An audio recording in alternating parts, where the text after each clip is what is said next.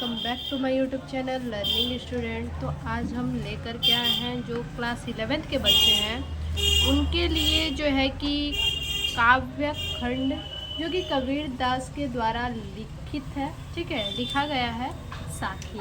तो साखी जो है कबीर दास के द्वारा लिखा गया है, ये काव्य का फर्स्ट चैप्टर है। तो आज हम इसको देखेंगे, इसका एक एक अर्थ जानेंगे और साथ ही साथ हम आप लोगों को हैंड रिटन नोट्स भी दिखाएंगे, ठीक है।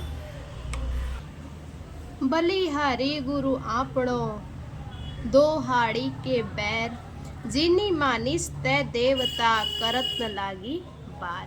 देखिए यहाँ पे जो कबीर दास जी हैं, ठीक है, जो कबीर दास जी हैं वो कह रहे हैं सतगुरु को, जो है कि कबीर दास जी अपने गुरु को परम ब्रह्म मानते हुए, ठीक है, परम ब्रह्म मानते हुए कह रहे हैं कि बलिहारी गुरु आपड़े।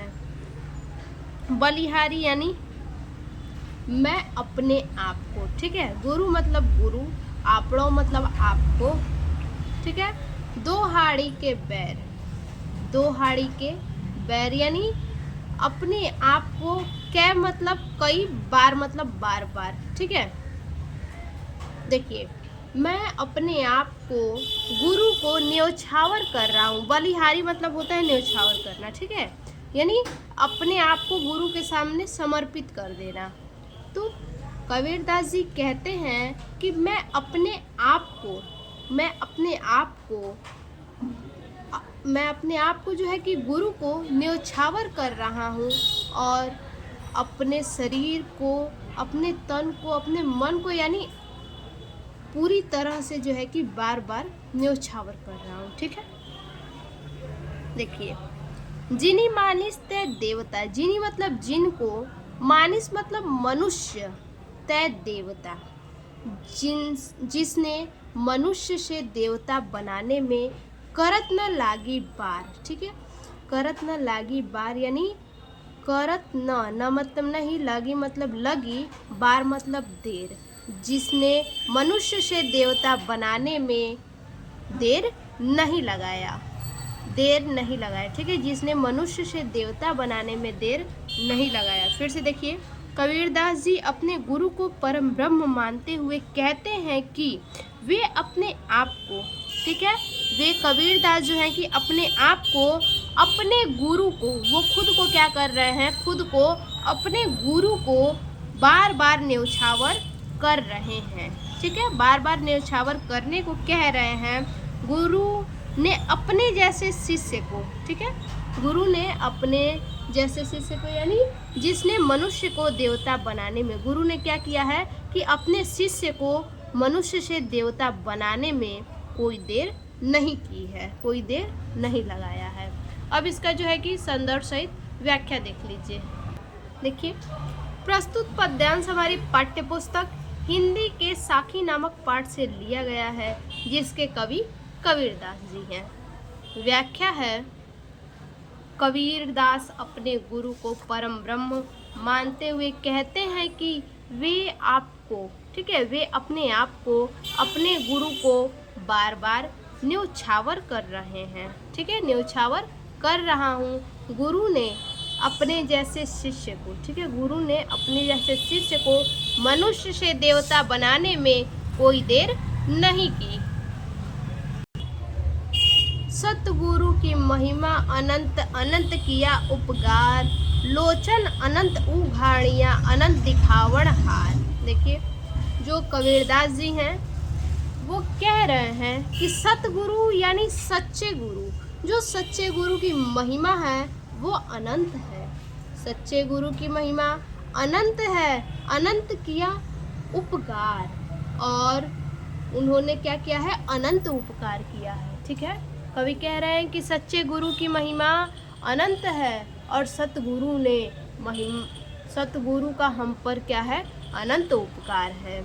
लोचन अनंत उघाड़ियाँ यानी कि जो सतगुरु है वो जो है कि कबीर दास की दिव्य दृष्टि को खोल दिया है, ठीक है, जो सतगुरु हैं वो कबीर दास की जो दिव्य दृष्टि है कवि मान के चलिए, कवि यहाँ पे, ठीक है, जो कवि है कवि की दिव्य दृष्टि को खोल दिया है।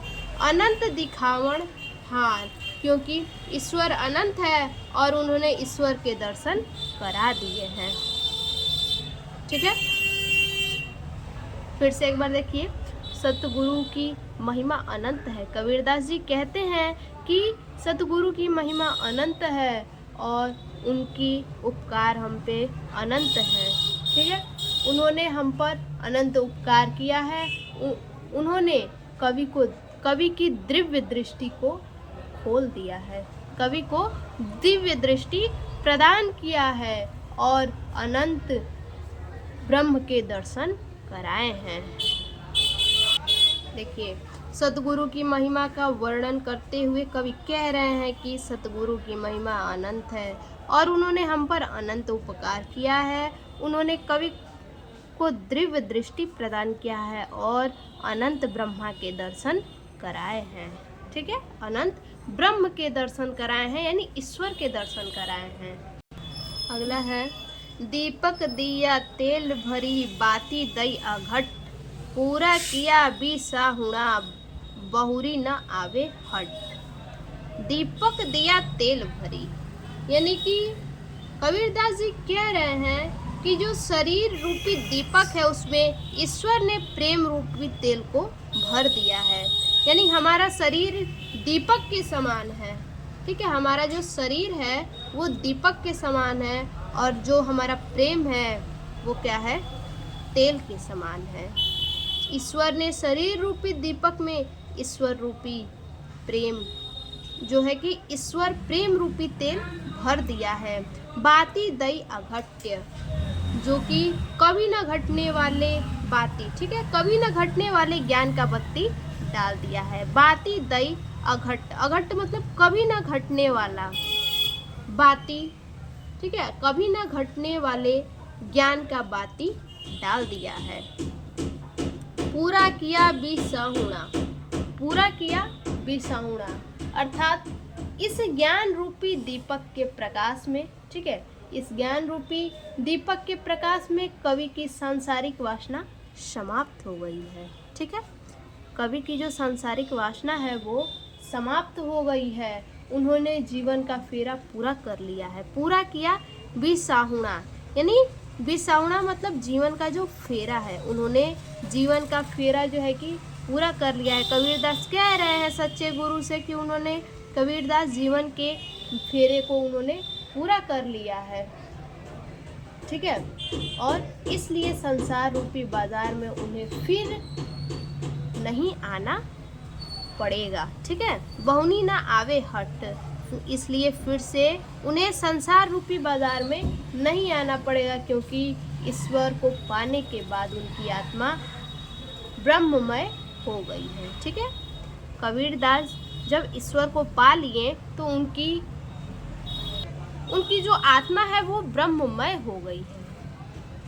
देखिए, यहाँ पे अघट्ट है। ठीक है, कबीरदास जी कहते हैं कि गुरु ने उन्हें प्रेम रूपी तेल से भरा हुआ ज्ञान रूपी दीपक दिया है एवं उसमें कभी न घटने वाली एवं ईश्वर को पाने वाली लगन रूपी बत्ती डाल दी है।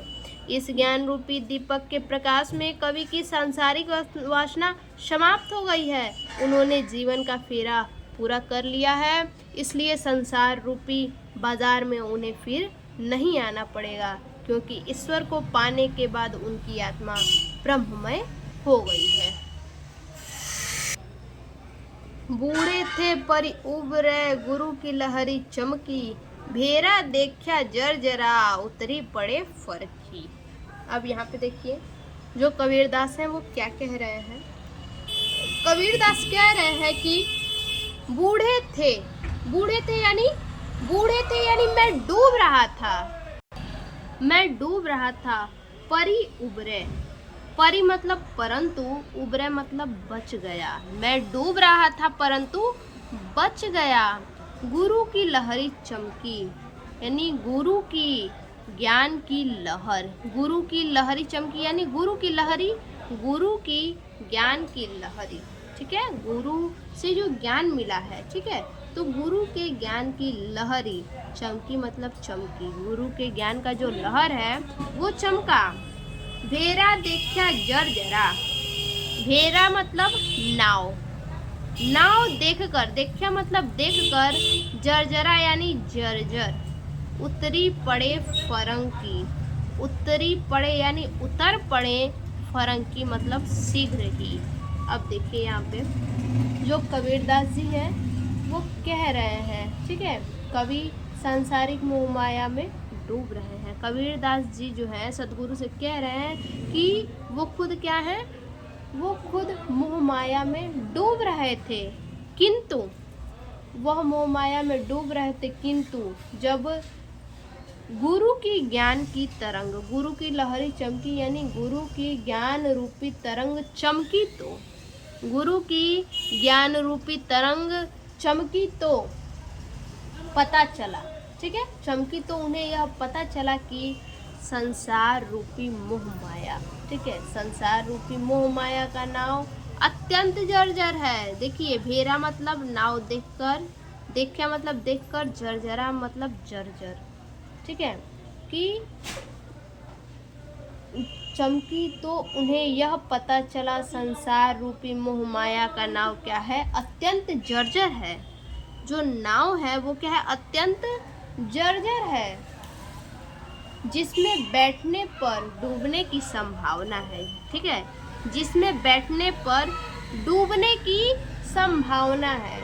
वे उस नाव से तुरंत उतर पड़े, उतरी पड़े फरकी, वे उस नाव से तुरंत उतर पड़े, ठीक है, उतरी पड़े यानी तुरंत उतर पड़े, जिससे वे डूबने से बच गए, जिससे वे क्या हुए, परी उबरे यानी जिससे वे डूबने से बच गए, अर्थात गुरु की ज्ञान रूपी तरंग को देखकर उनके मन में ईश्वर को पाने की इच्छा जगी, ठीक है, गुरु के ज्ञान रूपी तरंग को देखकर उनके मन में ईश्वर को पाने की इच्छा जगी, ईश्वर को पाकर ही कवि भव सागर को पार कर सके। ईश्वर को जब कबीरदास पाए तभी क्या हुए, भव सागर को वो पार कर सके। कवि का कहना है, कवि का ऐसा कहना है यहाँ पर कि यह गुरु के ज्ञान के प्रभाव से ही संभव हुआ है। कवि सांसारिक मोह माया में डूब रहे थे, किंतु जब गुरु की ज्ञान रूपी तरंग चमकी तो उन्हें यह पता चला कि संसार रूपी मोह माया का नाव अत्यंत जर्जर है, जिसमें बैठने पर डूबने की संभावना है। वे उस नाव से तुरंत उतर पड़े, जिससे वे डूबने से बच गए, अर्थात गुरु की ज्ञान रूपी तरंग को देखकर उनके मन में ईश्वर को पाने की इच्छा जागी। ईश्वर को पाकर ही कवि भवसागर को पार कर सके।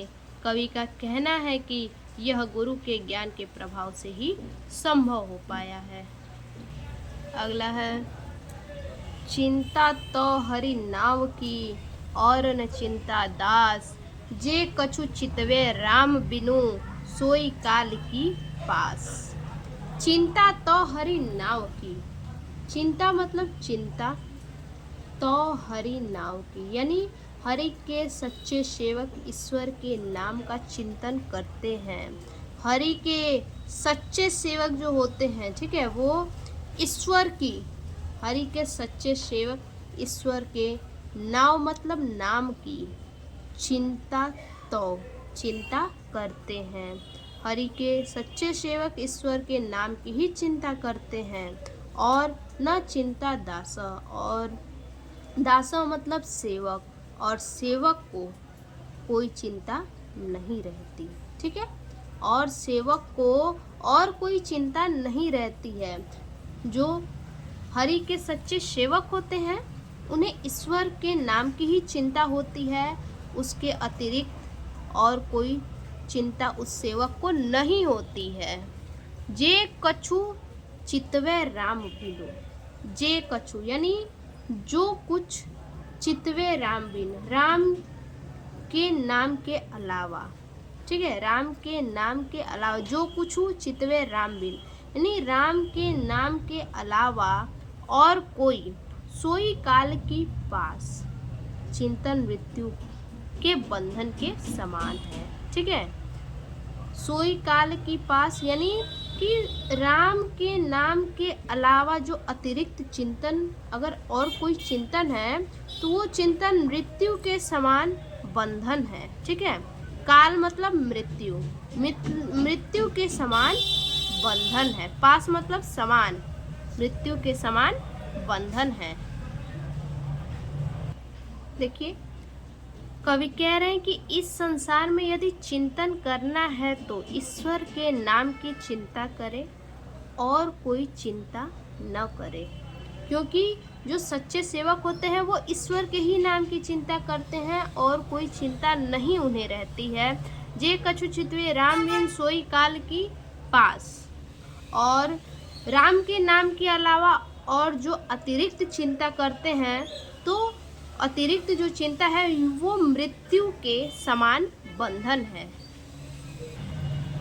कवि कह रहे हैं कि इस संसार में यदि चिंतन करना है तो ईश्वर के नाम का ही करना चाहिए।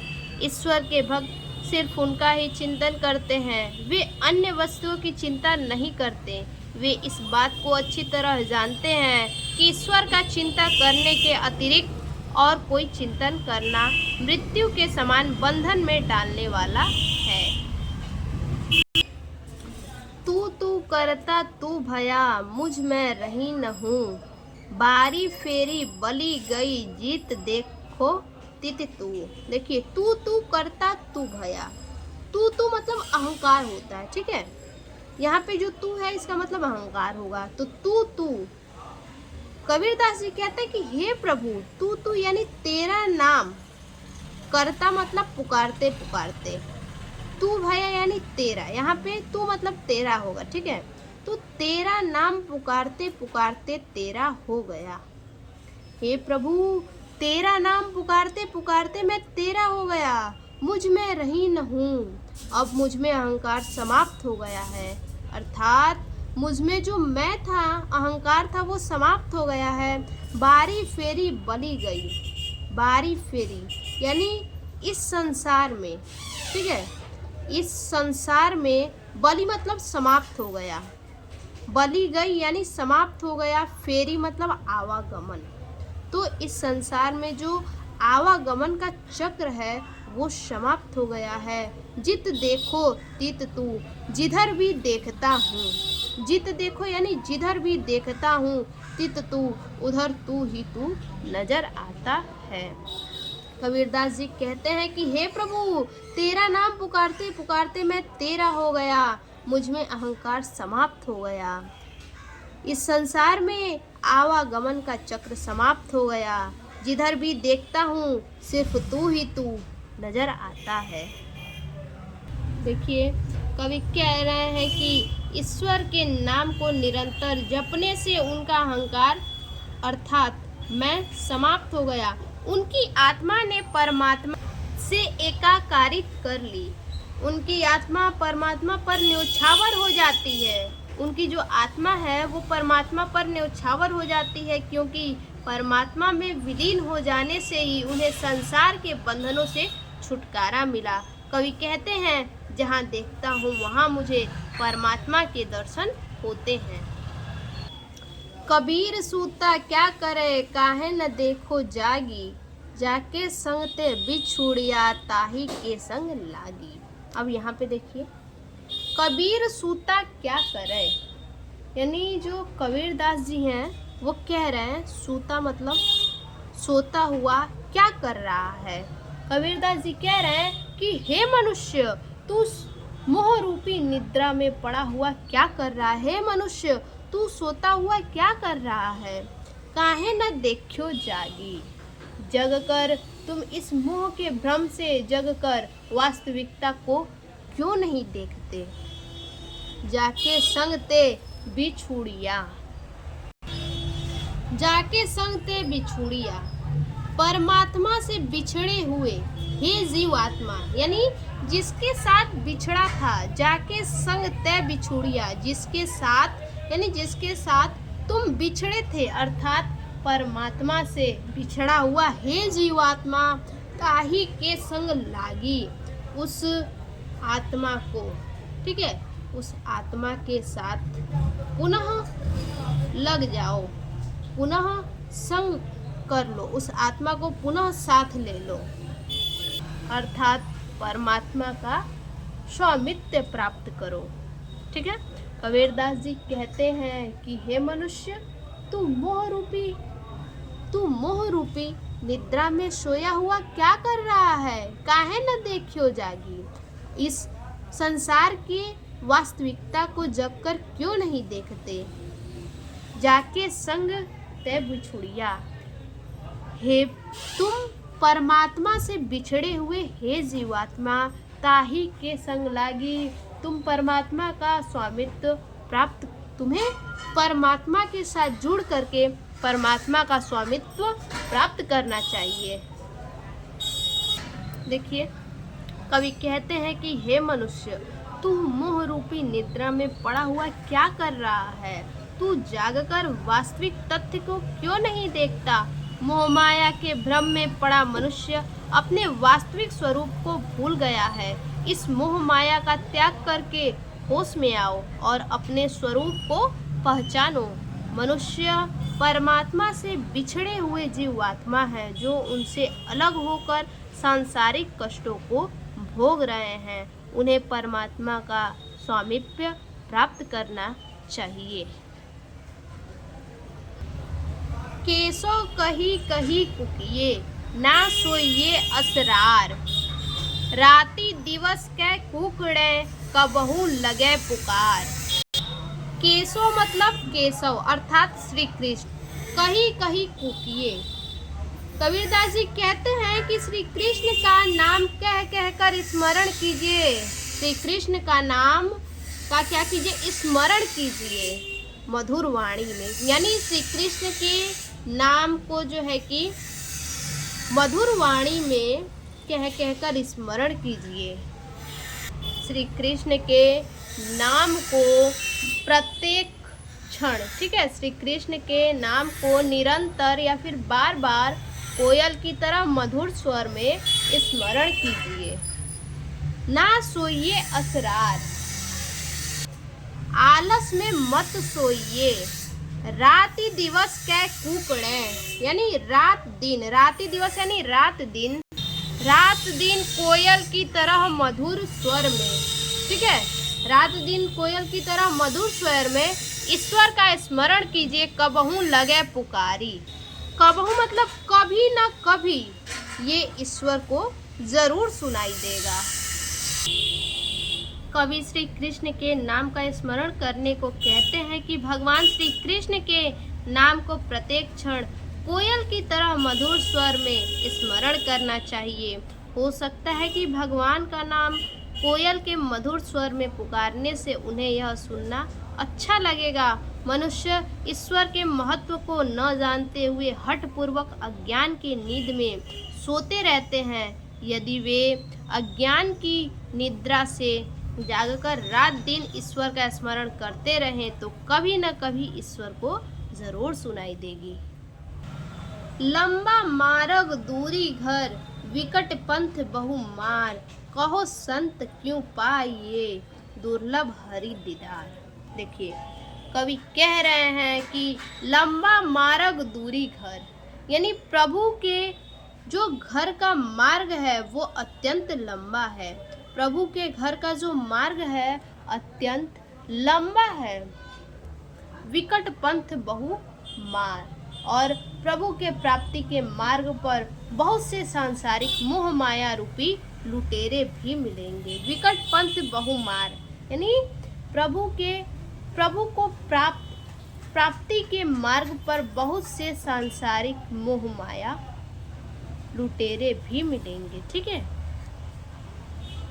कहो संतो क्यों पाइए, हे संत, इन सब समस्याओं के रहते हुए, कहो संतो, हे संत, इन सभी समस्याओं के रहते हुए भला प्रभु के दुर्लभ दर्शन कैसे प्राप्त होंगे। क्यों पाइए, यानी कैसे प्राप्त होंगे। ठीक है, दुर्लभ हरि दीदार, प्रभु तक पहुँचने का मार्ग अत्यंत कठिन है, वहाँ तक पहुँचने का सरल मार्ग नहीं है। ठीक है, प्रभु तक पहुँचने का मार्ग क्या है, अत्यंत कठिन है, वहाँ तक पहुँचना सरल नहीं है। लंबा मार्ग दूरी घर, फिर से देखिए कवि कह रहे हैं कि प्रभु के घर का मार्ग जो है कि अत्यंत कठिन है और अत्यंत दूर है। विकट पंथ बहुमार, यानी प्रभु के प्राप्ति के मार्ग पर, प्रभु के प्राप्ति का जो मार्ग है उस पर जो है कि मोह माया रूपी लुटेरे भी मिलेंगे। कहो संतो क्यों पाइए हे संत, इन सब समस्याओं के रहते, इन सब समस्याओं के रहते हुए दुर्लभ हरि दीदार, वाला प्रभु के दुर्लभ दर्शन कैसे प्राप्त होंगे। क्यों पाइए, कैसे प्राप्त होंगे, हरि दीदार, हरि के दुर्लभ, दीदार मतलब दर्शन। ठीक है, हरि के दुर्लभ दर्शन कैसे प्राप्त होंगे।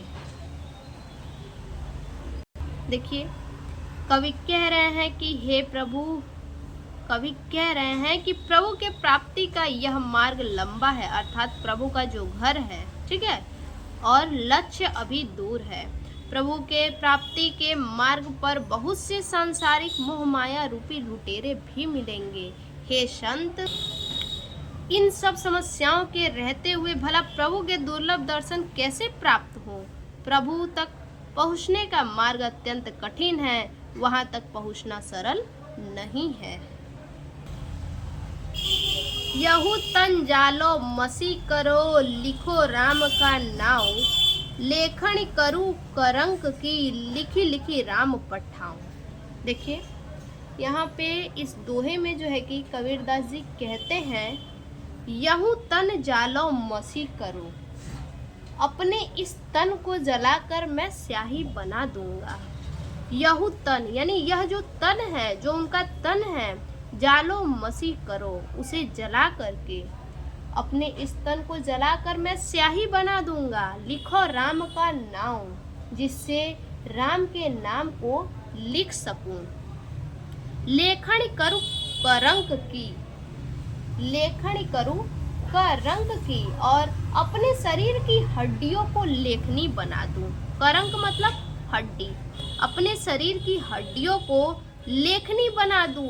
लिखी लिखी राम पठाऊं, लिखी लिखी राम पठाऊं, यानी इन हड्डी रूपी लेखनी और शरीर रूपी स्याही से प्रभु राम का नाम लिख लिख कर उन्हें भेजूंगा। ठीक है, ये जो हड्डी है, हड्डी रूपी लेखनी और शरीर रूपी जो स्याही है, इससे प्रभु राम का नाम लिख लिख कर उन्हें भेजूंगा, जिससे वे मेरी व्याकुल दशा में परिचित होंगे। ठीक है, तो आज के लिए बस इतना ही। फिर से मिलते हैं वीडियो के दूसरे पार्ट में, तब तक के लिए धन्यवाद।